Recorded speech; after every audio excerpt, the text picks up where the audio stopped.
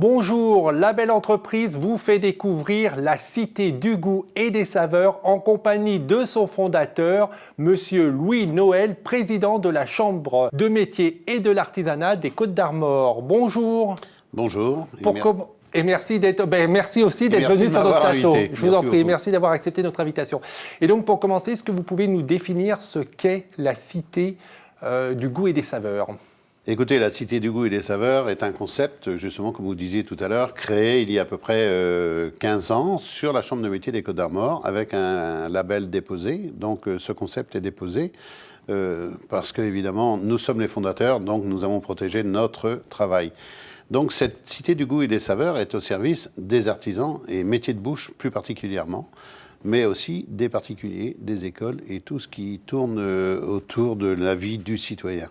Et qu'est-ce qu'on y trouve alors concrètement? Quel est ce concept? Qu'est-ce que vous faites?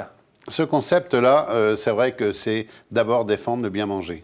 Parce qu'on s'est rendu compte qu'on empruntait une direction qui ne nous convenait pas, avec toutes ces structures-là qui font à manger un peu rapide, et qui ne vont pas avec la santé de la personne. Donc, Chambre de métier porte bien son nom, nous avons des métiers de bouche et nous voulions les fédérer, les mettre en avant sur la scène. Au service des artisans, nous mettons en action la promotion, la formation. Donc, nous avons des ateliers culinaires au service du particulier. Nous avons des services auprès des écoles, comme je vous disais tout à l'heure. On a un panel très large de formation et d'information. C'est-à-dire que concrètement, à travers votre chambre de métier de l'artisanat, à travers la Cité du goût et des saveurs, vous allez organiser des ateliers avec des artisans qui travaillent dans les métiers de bouche. Et le but à travers ces ateliers, c'est de faire cuisiner par exemple les enfants, les citoyens, pour leur faire découvrir le bien manger. Bien, écoutez, j'ai l'impression que vous êtes passé à la Chambre de métier des Côtes-d'Armor pour en parler aussi bien. Ou alors, nous sommes très bons communicants et je pense que là-dessus, nous mettons tous les moyens à notre portée pour communiquer. Et cette Cité du goût et des saveurs, c'est tout à fait ça. On développe des ateliers culinaires. L'atelier culinaire au grand public, c'est-à-dire que ce sont des séquences de 15 personnes à peu près le soir, avec un chef étoilé, intervenant pour le compte de la Cité du goût et des métiers, Chambre de métier Côtes-d'Armor, parce que c'est un bras armé de la Chambre de métier d'abord. Donc le particulier peut travailler pendant à peu près 4 heures à élaborer son menu, le préparer, cuisiner et le déguster. Ce qui fait que ça permet aux particuliers, c'était surtout ça à mettre en avant, aux particuliers de se rendre compte qu'un menu à tel prix n'est pas si cher que ça quand on voit la marchandise de temps passé. Donc c'était pour faire prendre conscience aussi aux particuliers et leur faire goûter le plaisir du bien manger. Sur les écoles, alors ça c'est quelque chose de très important. Pour avoir été reçu le jour au ministère du Travail et où j'ai mis en avant cette Cité du goût et des saveurs, au service des enfants. Des enfants, les classes primaires viennent une journée à peu près avec notre chef cuisinier, Chambre de métier des Côtes-d'Armor. Ça leur permet, si vous voulez, d'intégrer une chambre de métier où là tous les métiers sont présents, de travailler de leurs mains, donc être vraiment en immersion totale dans le monde du travail manuel. Et pour nous, ça nous donne l'opportunité de vendre les actions chambre de métier au service des jeunes apprenants et de créer des vocations éventuellement. Donc là, à la fois les éduquer au bien manger, mais aussi susciter des vocations. Tout à fait, tout à fait. Donc vous travaillez avec les enfants, vous travaillez avec les citoyens, les habitants. Et troisième type de public, c'est les collectivités territoriales. Qu'est-ce que la Cité du goût et des saveurs peut apporter à une collectivité territoriale? Alors c'est toujours pareil, les collectivités ont je dirais sous leur coupe, pardonnez-moi, mais tout ce qui est restauration collective. Donc, restauration collective veut dire cuisinier dépendant du territoire, du conseil départemental. Ces personnes-là viennent en cours. On a à peu près des séquences de 7, 8, 10 chefs qui viennent en formation pour leur donner... Alors, il est très clair qu'on ne va pas leur apprendre à travailler. on va leur apprendre, leur donner les conseils nécessaires pour utiliser les bons produits, savoir les mettre en pratique. Si on travaille par exemple pour les EHPAD, on sait que pour les EHPAD, il y a certaines façons de préparer tel plat pour que la personne âgée puisse l'apprécier, puisqu'on sait très bien que même en étant âgé, on aime le bien manger quand même. Donc ça, c'est très important. Donc ça, c'est une valeur ajoutée au territoire. Les écoles, c'est pareil. On a des actions avec les communautés d'agglo, les chauffeurs de bus, par exemple, si vous voulez. Ils viennent en cours pour apprendre à bien manger, parce qu'on sait très bien que quand on a bien mangé, on conduit mieux. Voilà, vu de l'extérieur, ça semble anodin, mais quand on est impliqué dans le fonctionnement, on comprend tout de suite. Alors, pour peut-être préciser, mais je crois que c'était clair, quand vous dites les chauffeurs de bus, quand ils ont bien mangé, ça veut dire bien manger d'un point de vue qualitatif et pas quantitatif, parce que quand on mange trop, on a plutôt tendance à dormir après, c'est pas recommandé quand on prend la route. Voilà. Mais on avait bien compris Je à pense travers que j'ai été explicite, c'est tout à fait ça. Tout à fait. Oui. Est-ce que vous pouvez nous dire à peu près combien d'ateliers dans votre département sont menés chaque semaine ou chaque année? Parce que là, on voit qu'il y a de nombreux publics, vous êtes très ambitieux. Est-ce qu'on peut avoir un petit aperçu sur ce que ça représente? On traite à peu près, entre guillemets, pardonnez-moi, mais 1500 personnes par an à peu près. Donc échelonnés sur des ateliers de 15 personnes, vous voyez. On arrive même à faire des ateliers pour des grosses structures. On va prendre des cabinets comptables. Un cadeau de fin d'année, on va faire la surprise, enfin le patron fait la surprise à ses salariés, 200 personnes à peu près, sans savoir où ils vont, et il leur offre un atelier culinaire, je dirais, où on est obligé de prendre des profs, prendre des intervenants pour travailler là-dessus. Et je vous promets, si l'occasion se présente, je vous inviterai directement. Avec plaisir. Mais franchement, c'est quelque chose d'extraordinaire.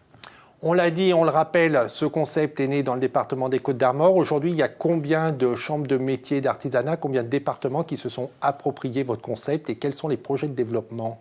Alors, on a 15 chambres de métiers qui ont déjà, j'irais, signé cette convention de partenariat et on a à peu près une quinzaine qui sont, j'irais, au seuil de la porte, justement, pour entrer dans notre concept qui est vraiment chambre de métier, c'est-à-dire au service des artisans, métiers de bouche, hein, pour ce qu'on disait tout à l'heure, hein, vraiment fédérer tout ce qui est métier de bouche. Ça, c'est ce qu'on pourrait mettre en avant également. Au travers du bien manger, on fédère nos artisans métiers de bouche qui, eux, retransmettront sur le terrain leur savoir-faire et seront aussi en capacité de drainer une clientèle qui, elle, veut bien manger. C'est une profession qui a besoin d'être fédérée, les professions des métiers de bouche? Écoutez, je pense que dans l'artisanat, on a tous besoin d'être fédérés, puisque par essence, un artisan est quelqu'un d'indépendant. Et notre indépendance nous coûte cher. Donc, malgré nous, je dirais qu'on se laisse facilement tenter par le fait d'être fédéré, restant quand même maître chez nous, mais on a besoin aussi de cet effort d'équipe. Voilà. Pourquoi vous avez ressenti ce besoin de créer cette cité du goût et des saveurs? Bien, écoutez, ce qui est important, je ne sais pas si je l'ai dit tout à l'heure, mais c'est aussi cette place qu'on a dans la société en tant qu'indépendant, de pouvoir apporter à nos artisans métiers de bouche le coup de main nécessaire pour être, je dirais, et productif et représentant d'un métier qui défend le bien manger vis-à-vis de la société et de la clientèle en règle générale. On sait que les présidents de chambres de métiers de l'artisanat ont une profession, ils sont artisans. Quel est votre métier?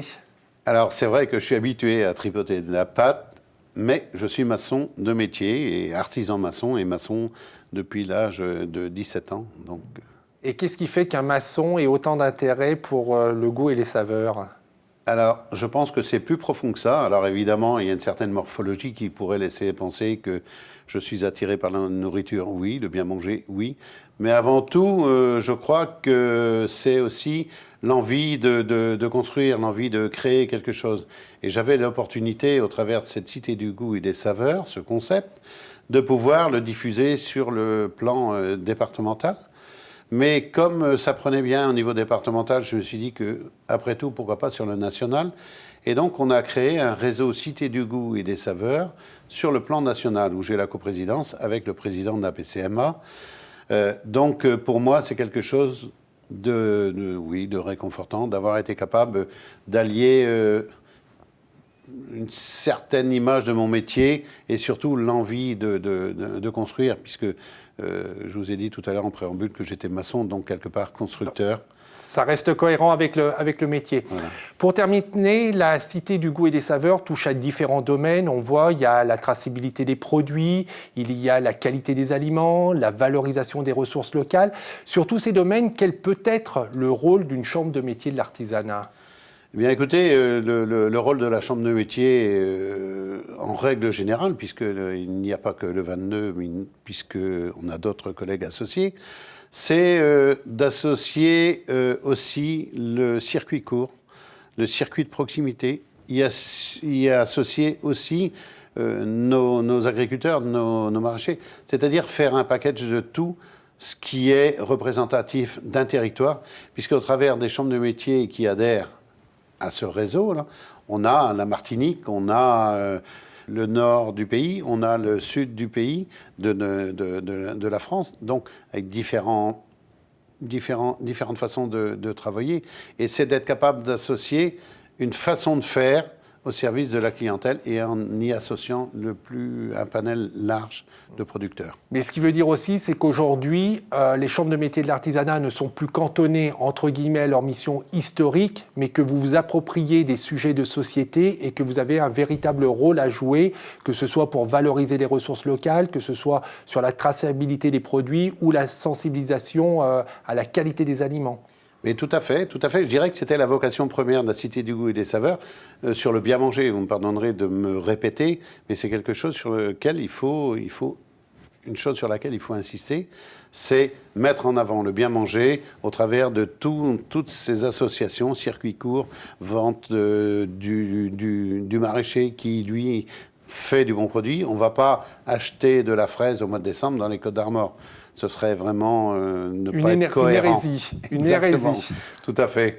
Donc voilà, c'est quelque chose d'important où il faut y associer le maximum de personnes, je dirais, qui ont l'envie vraiment de donner l'envie de manger aux gens.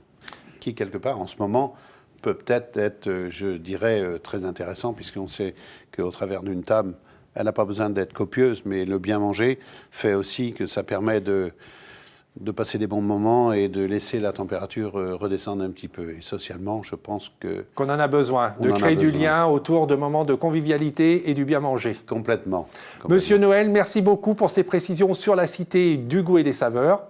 Je vous remercie beaucoup de m'avoir invité et de m'avoir permis de vanter les mérites du bien manger et de l'engagement des chambres de métier au service, quelque part, pardonnez-moi, mais de la nation, parce que vis-à-vis du gouvernement, si dans chaque secteur, chaque chambre de métier, on faisait des actions aussi fortes, je pense que l'artisanat serait reconnu à sa juste valeur, ce qui n'est pas actuellement encore. Et donc on termine par ce rappel de l'importance des corps intermédiaires à notre époque. Si vous voulez en savoir plus sur la Cité du goût et des saveurs, je vous renvoie sur le site internet de la Chambre de métier de l'artisanat des Côtes-d'Armor qui est www.cma22.bzh, c'est ça ? Et pour revoir cette émission, c'est demain.fr. On se retrouve la semaine prochaine en attendant que le souffle de demain et que l'esprit du bien manger vous accompagne. Au revoir.